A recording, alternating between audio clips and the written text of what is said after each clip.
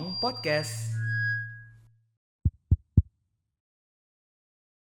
Jumpa lagi di Tong Podcast, mari Tong cerita tentunya bersama saya Fitri. Dan kali ini kita masih dari distrik Bomberai ya.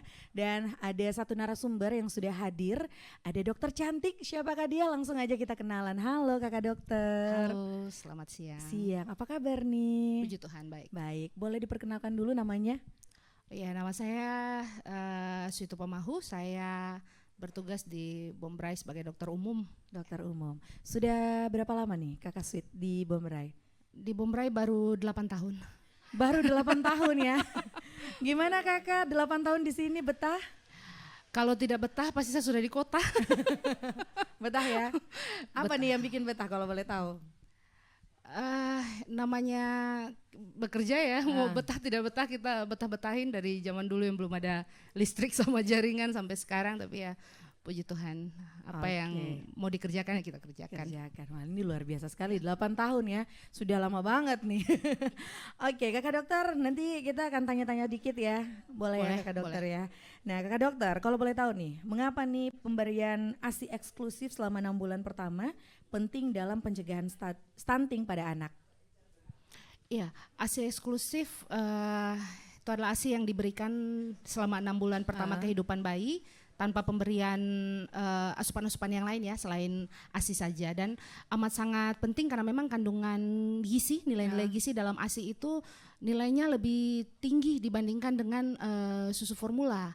Selain itu juga dengan pemberian ASI terutama pada kolostrum ya yang ASI yang pertama kali keluar itu masih ada beberapa masyarakat yang menganggap bahwa itu ASI basi, jadi masih ada beberapa yang buang begitu, padahal itu yang amat sangat berguna sekali karena di dalamnya itu tinggi sekali untuk meningkatkan sistem imunitas dari bayi, sehingga bayi tersebut juga nanti bisa untuk angka kesakitannya juga bisa turun, sehingga mudah-mudahan untuk kedepannya untuk pencegahan stunting bisa lebih baik lagi. Nah kakak dokter, bagaimana nih kandungan nutrisi dalam ASI eksklusif yang mendukung pertumbuhan optimal dan mencegah stunting? Iya, kandungan nutrisi dalam ASI yang paling tinggi ya protein, terutama pada awal-awal kehidupan ya 1 sampai 7 hari itu kandungan proteinnya tinggi sekali dan juga mudah untuk diabsorpsi. Diabsorpsi itu diserap, maksudnya diserap oleh bayi itu gampang dibandingkan dengan susu formula. Seperti itu. Nah kalau menurut kakak dokter nih, apa saja nih tantangan yang sering dihadapi ibu dalam memberikan ASI eksklusif dan bagaimana mengatasinya untuk mencegah stunting?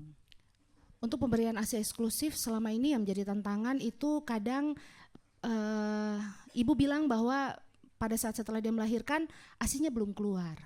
ASInya belum keluar dan memang melahirkan terutama di Puskesmas Bomberai itu memang ada beberapa ibu yang memang ASInya belum keluar, jadinya dia stres, dia kepikiran, terus takut jangan sampai anaknya ini tidak ada asupan apa-apa seperti itu. Jadi akhirnya belum apa-apa sudah memutuskan untuk memberikan susu formula atau kalaupun dia memberikan ASI tapi nanti seiring dengan bertambahnya umur anak, setelah disusui anaknya mungkin masih nangis itu anggapan masyarakat itu kebanyakan menganggap bahwa itu ASInya kurang.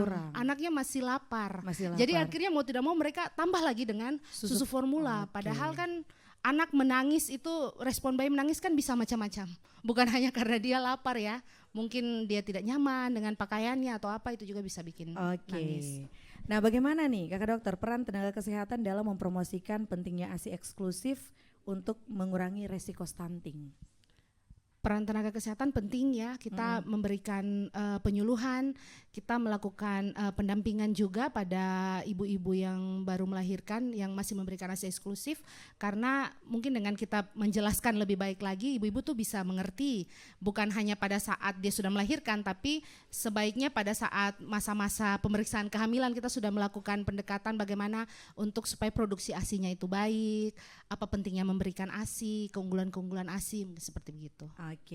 Nah kakak dokter, apakah ada hubungan antara durasi pemberian ASI eksklusif dan prevalensi stunting di suatu wilayah?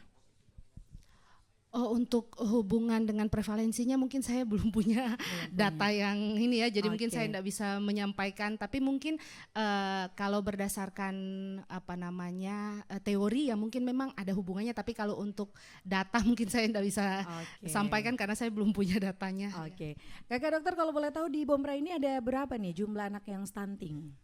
Jumlah anak yang stunting untuk di distrik Bombray ya, distrik Bombray berarti hanya Mbah Hamdan Dara dengan Bombray, karena untuk wilayah Tomage datanya sama Puskesmas Tomage. Untuk kami itu sekitar 33 kurang lebih. 33. Ya? Ini banyak ya. Lumayan masuk.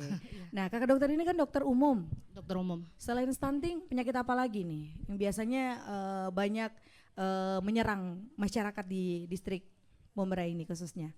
Di Bombray untuk sekarang ini 10 penyakit terbesar masih ISPA ya, ISPA diare, mungkin untuk yang hipertensi juga, penyakit-penyakit metabolik lumayan tinggi di sini, hipertensi, gula, DM maksudnya, diabetes, iya. Seperti itu ya. Cukup banyak? Cukup banyak angkanya. Gimana nih Kakak dokter sendiri melihat masyarakat di distrik Bombray ini? Di distrik Bombray masyarakatnya menurut saya semua rata-rata pekerja keras ya, karena rata-rata memang pekerjaannya dengan bertani seperti begitu. Jadi mungkin pola konsumsinya yang mungkin masih agak kurang ya, karena penjelasan kita punya penyuluhan atau apa yang mungkin memang masih kurang, atau karena angka kejadian untuk metabolisme, penyakit gangguan metabolisme pada dewasa itu lumayan ya, hipertensi. Padahal kan kalau mau dibilang dengan aktivitas fisik, masyarakat Bombray lumayan masih banyak juga yang sepeda, jalan, kalau ke ladang, ke apa, ya itu yang mungkin masih harus kami lakukan penelitian lagi hubungannya gimana. Sudah 8 tahun di Bombray ya, dengan waktu yang cukup lama. Tidak kepikiran untuk mungkin mau pindah ke kota, atau mungkin sudah nyaman, sudah betah sekali di sini? Ya masa depan tidak ada yang tahu ya, niat pengen sebenarnya melanjut sekolah. Kemana pengen nih? mau lanjut sekolah. Mau lanjut rencananya kemana nih? Masih dipikirkan. Niat ke depan pasti ada yang inilah. Tapi punya rencana untuk pindah ke Fakfak, ke kota? Pindah ke Fakfak sejauh ini belum ya. Belum mau? Belum ada rencana sih, tapi kita lihat perkembangan ke depan seperti jadi apa. Kayaknya dokter ini sangat mencintai distrik Bombray. Harapannya dokter apa nih untuk masyarakat Bombray agar tetap sehat atau gimana gitu? Ya harapannya pasti begitu ya, angka kesakitannya menurun, karena sebenarnya kan fungsi kami di puskesmas itu kan lebih kepada promotif preventif ya. Kalau sudah sakit apa yang bisa kita tanganin di sini kita tangani, tapi memang lebih banyak juga kami merujuk ke rumah sakit ya, karena pola mobilisasi masyarakat juga beda Bombray sekarang dengan Bombray beberapa tahun yang lalu tuh beda sekali, apalagi ya perusahaan sawit kan sudah banyak sekali, jadi mobilisasi masyarakat, jadi angka-angka penyakit itu menjadi meningkat, angka kesakitan meningkat, kecelakaan juga meningkat, lumayan besar di sini kecelakaan. Jadi yang kasus-kasus seperti begitu ya saya rujuk. Jadi harapan saya sih masyarakat Bombray selalu sehat ya. Amin. Sehat semuanya, bisa taraf hidupnya juga menjadi meningkat. Terkait dengan stunting juga, angka kejadian stunting di distrik Bombray dapat menurun. Ya, itu sih harapannya. Semoga saja apa yang sudah diharapkan Kakak dokter dapat terwujud ya. Amin. Terima kasih Kakak dokter sudah berkesempatan hadir, dan sampai di sini Tong Podcast, mari Tong cerita. Jumpa lagi di Tong Podcast berikutnya. Bye bye. Tong Podcast.